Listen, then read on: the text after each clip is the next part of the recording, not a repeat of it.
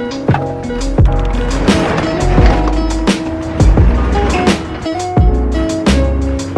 yeah. All right, what's going on, guys? So I don't know if this sounds kind of weird in here. We definitely can't do the video outside because there's so much background noise, but we're in my garage right now.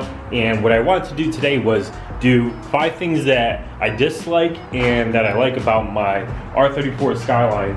As you can see, there's not too much to dislike, but I will go into depth about 5 things I guess that I can change and that I'm not too fond about. So we'll get started on that. But I think I might take this out in the sun actually. We'll go drive first. I always wanted to put this where my rear view mirror goes.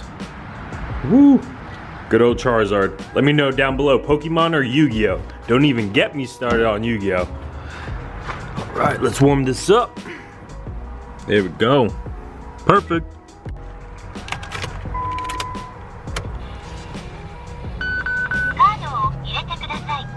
Yeah.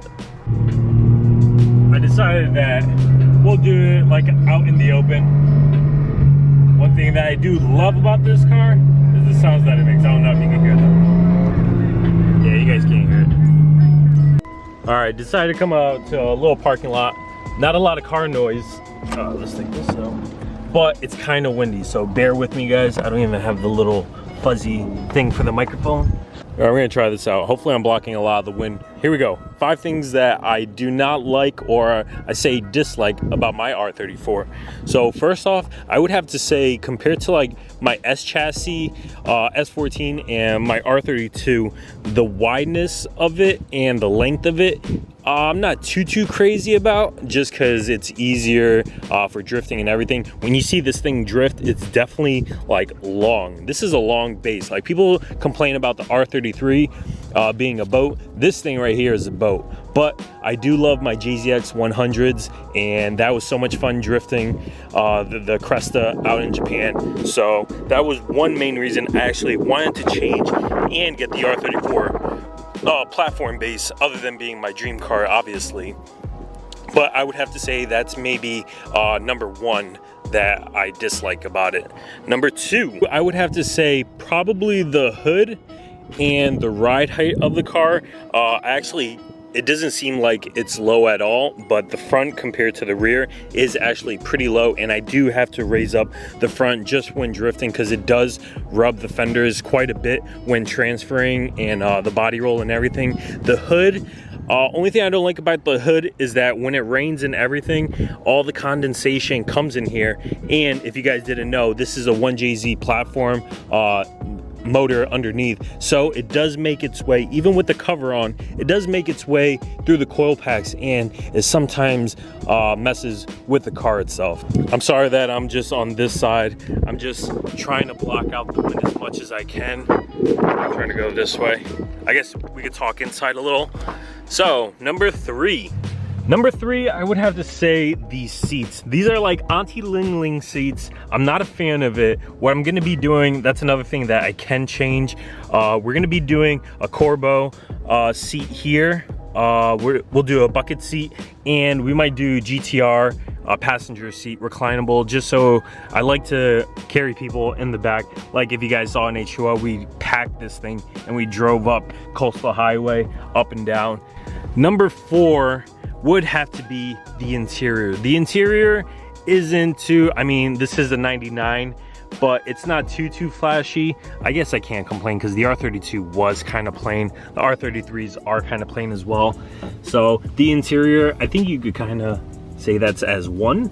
So that'd be the number 4.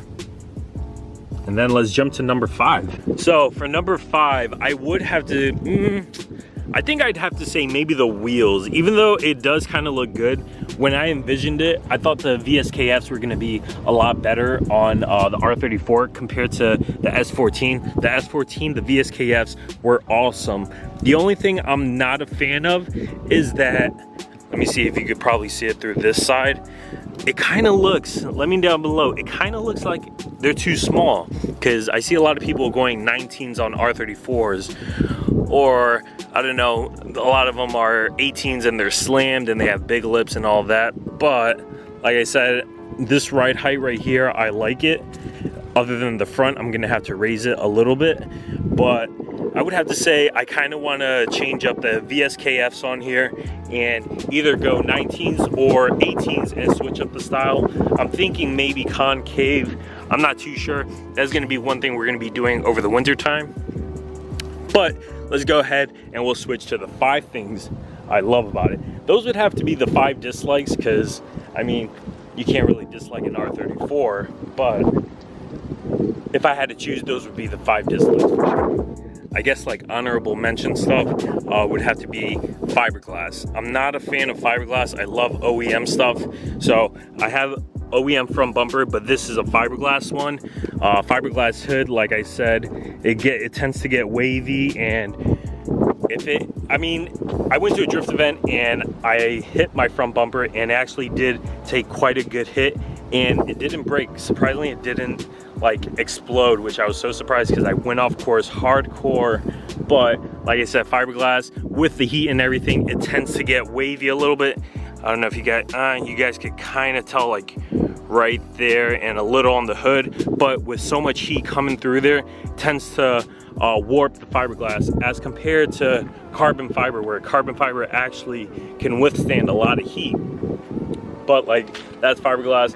I'm thinking about switching to OEM. I'm not too sure. I kind of like the aggressiveness, just because every time you see an R34, they all look the same.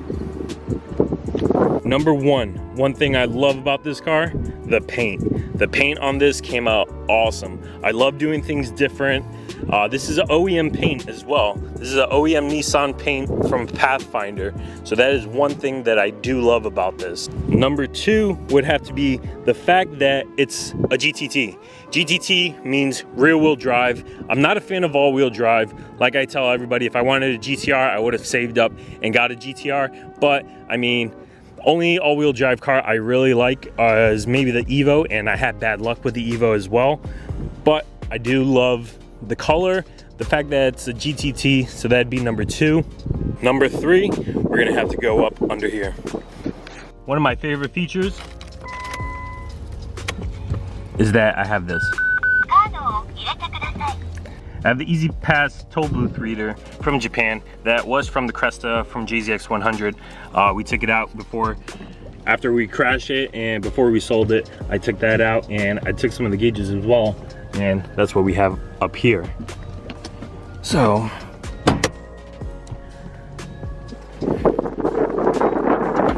got rid of the RB setup and we went 1JZ. This is from a JZX 100, VVTi 1JZ. Like I was saying, this wasn't too reliable. Literally the first event, after I swapped this in, it ran and everything. First event, it had rod knock on it and bent a valve. Cylinder 5 had low compression. So we literally had to rebuild the whole motor, top and bottom. So now it's running pretty good, other than I had to buy new coil packs. Shout out to Kadeem, because I'm running his coil packs right now. He doesn't know though, until he sees this video.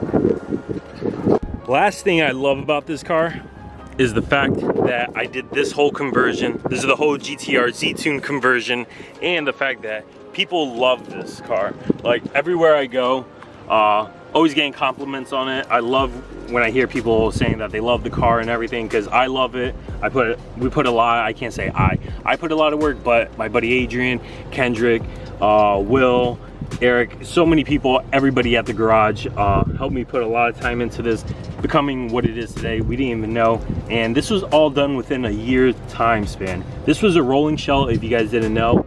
Nothing was in it. Had some missing parts. Yeah, literally to what it is today, to get it to all this GTR Z-Tune style, wide body, all that good stuff. And the fact that it does have 25, I just hit 34,000 miles on it, original, not replace the cluster or anything. So that's a plus. And last but not least, I would have to say, I don't even know if I said 5 already. I already lost count. But if I didn't, this could be an honorable mention, but the fact that this thing is pretty reliable. Now that it got rebuilt and everything, this thing is pretty reliable. I'm planning on keeping it like that. I don't want too much power. I know like Adam did a bigger turbo and he's on stock injectors and stock ECU. So maybe we might do that this winter. I'm not too sure yet. Kind of want to save up and get like another drift car or something, do another build this winter, because there's really nothing else for this car to do. But yeah, just driving this thing, just literally everything that I dislike about the car and that I like about the car, it's not too far off. So disliking it, like I said, like the interior, we can change it and all that stuff. Ride height, we can change it. Ooh, one thing I didn't mention that I disliked was the coils. My coils are JIC Magic coilovers up front, and we have Yoshio factories in the rear. The front one is seized though, so that's why I'm stuck at this ride height. But we could go ahead, order new coils. I think I'm gonna go with another Yoshio factory. Stiffer spring rate up front. Right now it's at 10.8. I think I might do, or it's at 10.10 actually, and we might do 15.10 in the rear. An honorable mention that I totally forgot, the fact that everything works on here OEM. Kendrick, my buddy Kendrick, hooked it up with the Dakota Digital and has the speedometer working, the RPM working, thermostat, the coolant temp gauge here works, gas obviously works, all this works, all this works, all my gauges work. The fact that it's interfered with Toyota to the Nissan chassis through, I'm going to show you guys real quick. This is one of the best parts. I should have started this from number one. So this is hidden underneath. I had to buy this brand new as well. This thing was 375 bucks, but the Dakota Digital and everything is hidden under here. All the gauges, easy access, fuse panel and all that. Kendrick hooked it up, so easy to get to. And that's a big plus that I love about it. Some other little things that I do love. Shout out to Mike Sudith. He's out in Pennsylvania, I believe. He hooked it up with, always referring me to a bunch of OEM GTR parts when doing the conversion. This is all OEM. The retainer underneath is OEM. The headlight brackets are OEM. A bunch of the OEM stuff just to get the GTR stuff to work and bolt down properly. Sorry if it's windy again, guys. I need to upgrade a new camera or something. The camera doesn't do it justice, but the paint on here. If you guys know, this was actually damaged. Look at all that wind. Oh, you guys aren't gonna hear me.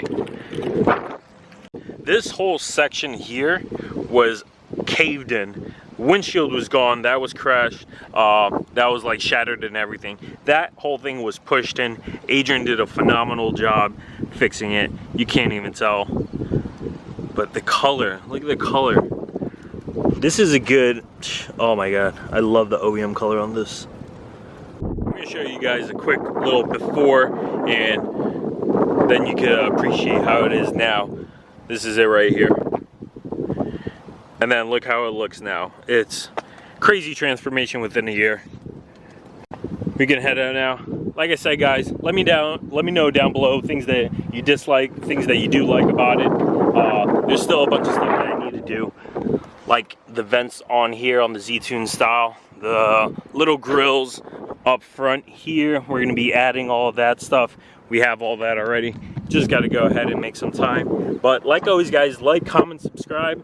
Stay tuned for more. We're gonna be doing a bunch of stuff, and we're gonna be going to a couple events within the next week or two.